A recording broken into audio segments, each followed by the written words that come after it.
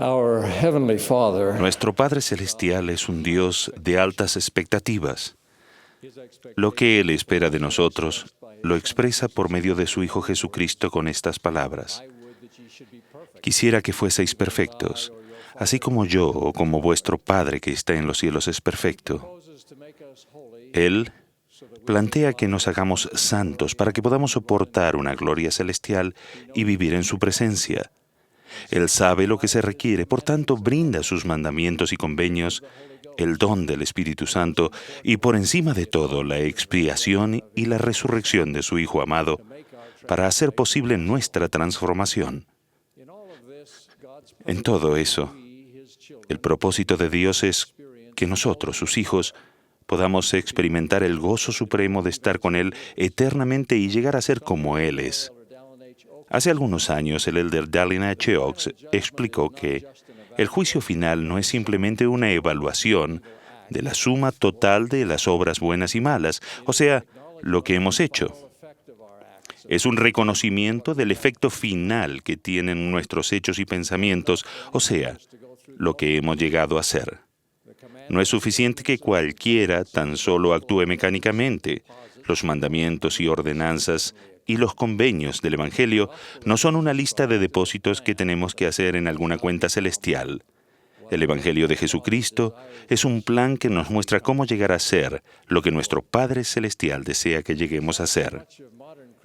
Lamentablemente, gran parte de la cristianidad moderna no reconoce que Dios haga ninguna exigencia real a los que crean en Él, y lo ven como un mayordomo que atiende a sus necesidades cuando se le solicita, o como una terapeuta cuya función es ayudar a la gente a sentirse bien con ellos mismos. Esa es una perspectiva religiosa que no pretende cambiar vidas. Por otro lado, el autor declara: el Dios que se describe en las escrituras hebreas y cristianas pide no solo un compromiso, sino nuestra vida misma. El Dios de la Biblia trata asuntos de la vida y la muerte, no de la apacibilidad, y exige un amor abnegado, no una inofensiva corriente de pensamiento sin compromiso alguno. Me gustaría hablar de una actitud y una práctica particular que debemos adoptar si deseamos satisfacer las altas expectativas de nuestro Padre Celestial. Y es esta: aceptar que se nos corrija con buena disposición e incluso buscarlo. La corrección es fundamental si deseamos moldear nuestra vida conforme a un varón perfecto, es decir, a la medida de la estatura de la plenitud de Cristo. Pablo dijo: porque el Señor al que ama disciplina. Aunque suele ser difícil de sobrellevar, en verdad debemos alegrarnos de que Dios nos considere dignos del tiempo y la molestia para corregirnos. La disciplina divina tiene por lo menos 3 propósitos. 1, persuadirnos al arrepentimiento. 2, purificarnos y santificarnos. Y 3, a veces reorientar nuestro rumbo en la vida hacia lo que Dios sabe que es mejor para nosotros. Consideren en primer lugar el arrepentimiento, la condición indispensable para el perdón y la purificación. El Señor declaró: yo reprendo y disciplino a todos los que amo. Sé pues celoso y arrepiéntete. Una vez más dijo: y es necesario que mi pueblo sea disciplinado hasta que aprenda la obediencia, si es menester, por las cosas que padece. En una revelación de los últimos días, el Señor ordenó a 4 líderes prominentes de más antigüedad en la Iglesia a arrepentirse, como podría ordenarnos a muchos de nosotros, por no enseñar debidamente a sus hijos conforme a los mandamientos y por no ser más diligentes y atentos en el hogar. El hermano de Jared, según se menciona en el libro de Mormón, se arrepintió cuando el Señor estaba en una nube y habló con él por el espacio de 3 horas, y lo reprendió porque no se había acordado de invocar el nombre del Señor. Debido a que el hermano de Jared respondió a esta severa amonestación con tan buena disposición, más adelante se le dio el privilegio de ver y ser instruido por el Redentor en su estado premortal. El fruto de la disciplina de Dios es el arrepentimiento que lleva a la rectitud. Además de impulsarnos al arrepentimiento, la experiencia misma de sobrellevar bien la disciplina puede perfeccionarnos y prepararnos para mayores privilegios espirituales. El Señor dijo, «Es preciso que los de mi pueblo sean probados en todas las cosas a fin de que estén preparados para recibir la gloria que tengo para ellos. Sí, la gloria de Sión.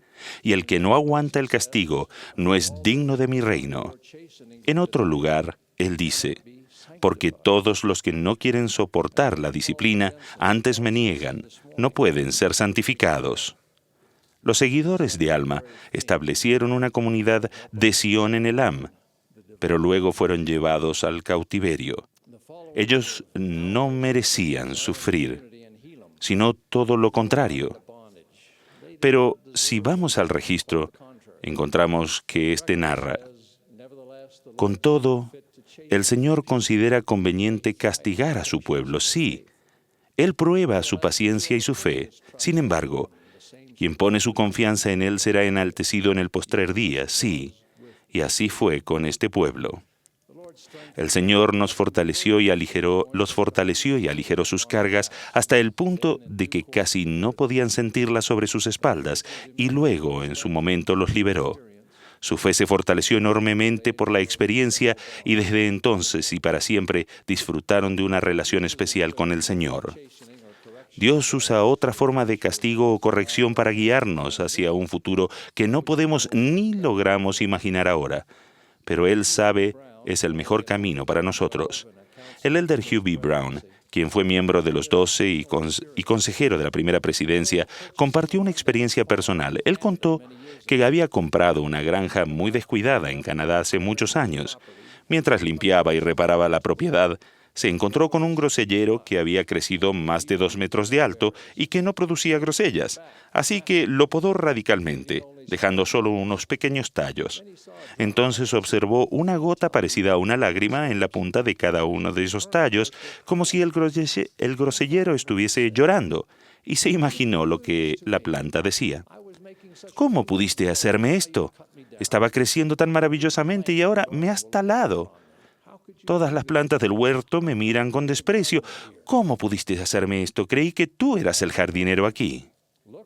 El elder Brown respondió, «Mira, pequeño grosellero, yo soy el jardinero aquí y sé lo que quiero que seas. No quiero que seas un árbol de fruta ni un árbol de sombra. Quiero que seas un grosellero. Y algún día, pequeño arbusto, cuando estés cargado de fruta me dirás, gracias, señor jardinero, por quererme lo suficiente como para talarme». Años más tarde, el elder Brown servía como oficial de campo del ejército canadiense en Inglaterra. Cuando un oficial superior cayó en combate, el elder Brown estaba en línea para ser ascendido a general y fue enviado a Londres.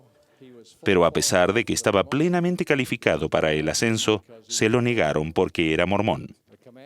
El general en jefe dijo básicamente así, «Usted merece el nombramiento, pero no puedo otorgárselo».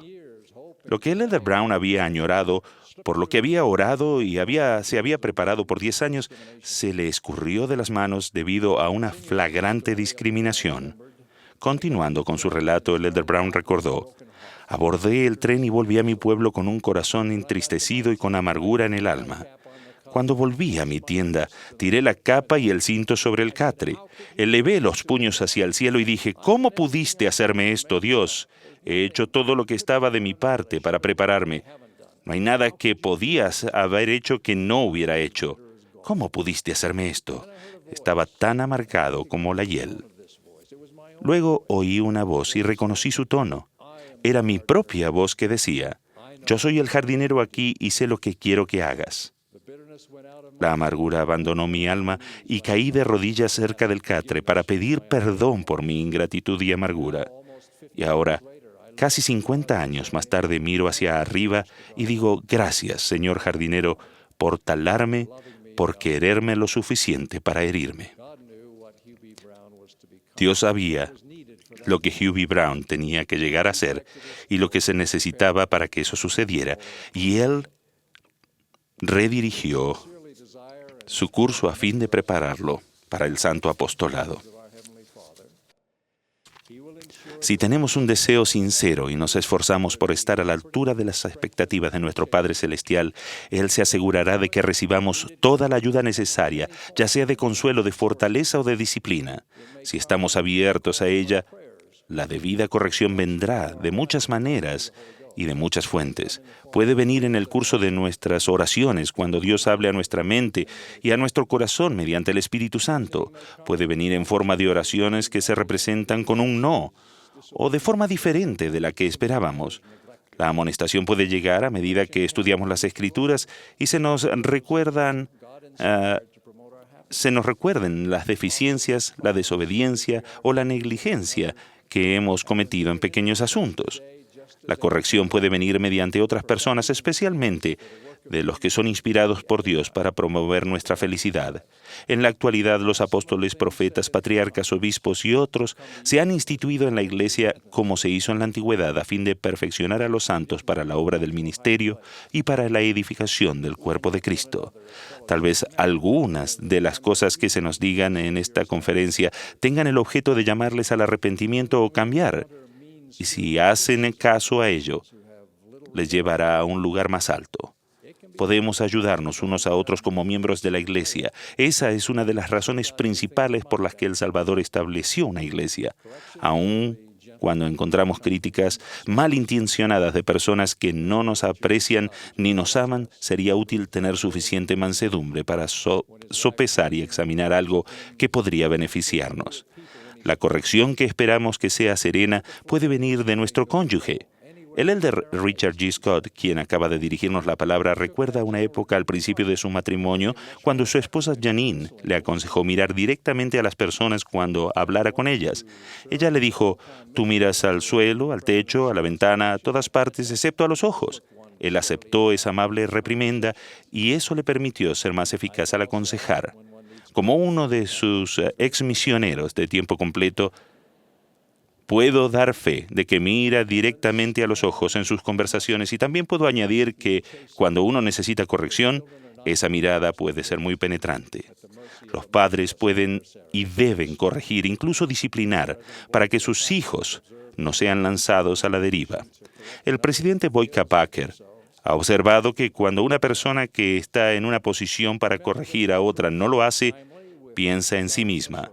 Recuerden que la amonestación debe ser oportuna, con nitidez y claridad, cuando lo induzca el Espíritu Santo, y entonces demostrando mayor amor hacia el que hayan reprendido, no sea que los considere su enemigo. Recuerden que si nos oponemos a la corrección, los demás dejarán de ofrecerla por completo, a pesar del amor que nos tengan. Si reiteradamente nos abstenemos de actuar según la amonestación de un Dios bondadoso, entonces Él también desistirá. Él ha dicho: «Mi espíritu no siempre luchará con el hombre». Con el tiempo, gran parte de nuestra disciplina debe venir de adentro, es decir, debemos llegar a corregirnos a nosotros mismos. Una de las formas en la que nuestro amado y difunto compañero, el elder Joseph B. Wirthlin, se convirtió en un discípulo puro y humilde, fue mediante el análisis de su desempeño en todas sus asignaciones y tareas. En su deseo de agradar a Dios, estaba resuelto a aprender lo que podía haber hecho mejor y luego aplicar con diligencia cada lección aprendida. Todos podemos satisfacer las altas expectativas de Dios sin importar cuán grandes o pequeñas sean nuestras capacidades y nuestros talentos. Moroni afirma: «Si os abstenéis de toda impiedad y amáis a Dios con toda vuestra alma, mente y fuerza, entonces la gracia de Cristo os es suficiente para que por su gracia seáis perfectos en Cristo». Nuestro esfuerzo diligente, dedicado, es lo que trae esa gracia que nos faculta y nos abre las puertas, un esfuerzo que sin duda implica sumisión a la mano castigadora de Dios y arrepentimiento sincero y total. Oremos para recibir su corrección inspirada en el amor. Que Dios los sostenga al esforzarse para satisfacer sus altas expectativas y les conceda la felicidad y la paz plenas que derivan naturalmente de ello. Sé que ustedes y yo podemos llegar a ser uno con Dios y con Cristo. Testifico con humildad y confianza de nuestro Padre Celestial y de su Hijo amado, y del dichoso potencial que tenemos debido a ellos. En el nombre de Jesucristo. Amén.